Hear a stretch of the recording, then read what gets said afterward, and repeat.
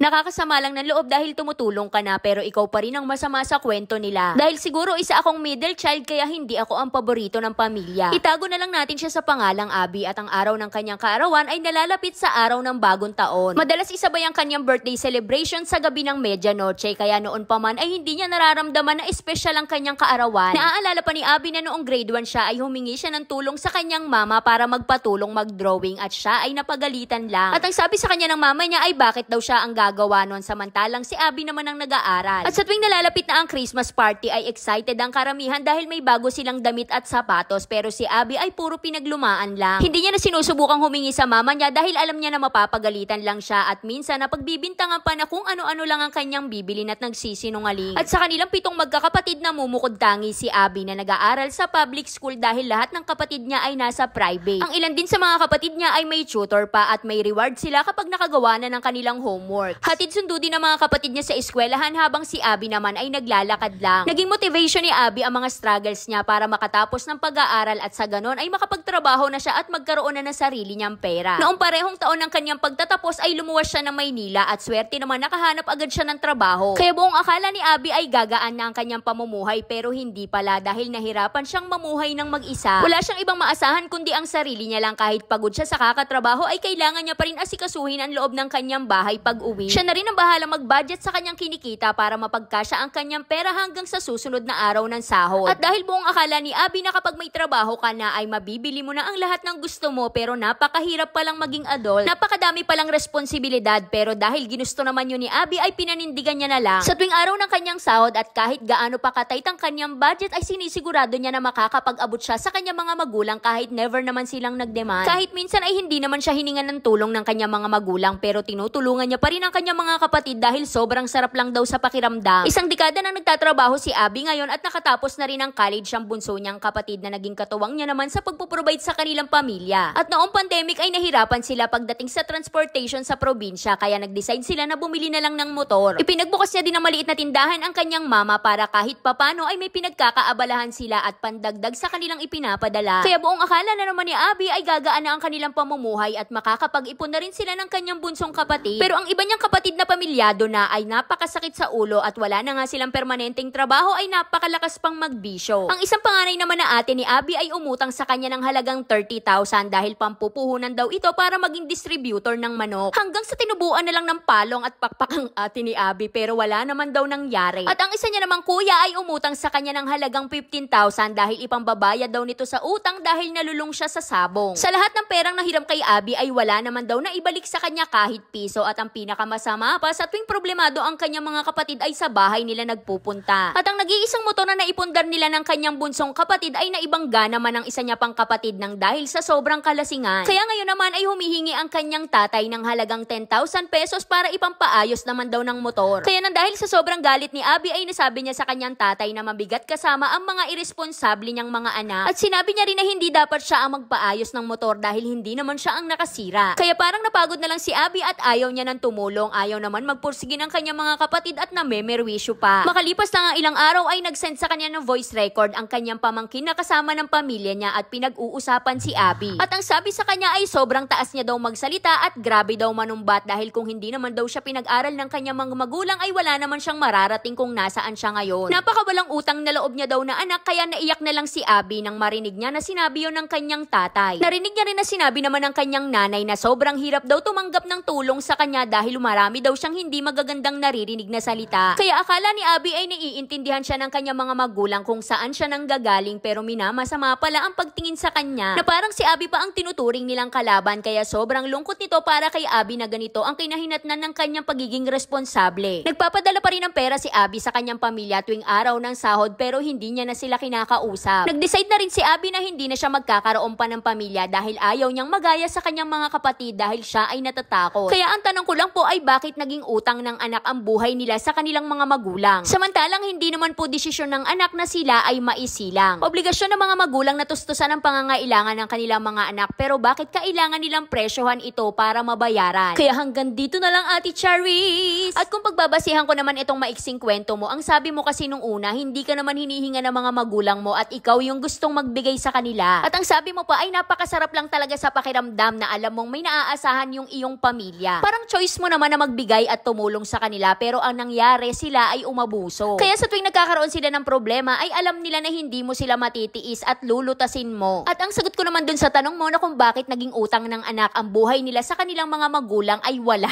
Siguro dahil hindi lang ako masyadong makarelate, dahil kahit kailan, hindi naman sinumbat sa akin ng mga magulang ko na utang ko yung buhay ko sa kanila. Baka meron lang talaga mga magulang na kaya nila nasasabi yung mga ginawa nila para sa mga anak nila ay gusto lang din nilang maramdaman na sila ay naa-appreciate, hindi dahil sa utang na loob. Pero ako kasi kahit hindi sabihin sa kanya ng mga magulang ko, ay tinatanaw ko talagang malaking utang na loob yan sa mga magulang ko kung bakit nandito ako sa mundo. Syempre nakaranas ako mabuhay, 'di ba? At feeling ko din mababayaran ko lang yung sinasabi nilang utang na loob sa mga magulang kapag ako ay nagkaroon na ng anak at naranasan ko na ring maging magulang. Kaya parang quits-quits lang kami ng nanay ko kasi sobrang tigas ng ulo ng anak ko yung mga anak niya mababait At kahit medyo nagtantrums ka sa istorya mo na to, alam ko naman na mahal mo pa rin yung pamilya mo kahit marami silang pagkakamali sa'yo. Dahil kita mo kahit magkakagalit kayo ngayon, hindi mo pa rin sila matiis na hindi bigyan ng pera o ng tulong. Kaya wag ka na masyadong malungkot dahil tayo mga middle child ay mataas ang tingin nila sa atin at matatag, kaya hindi nila tayo masyadong inaaruga.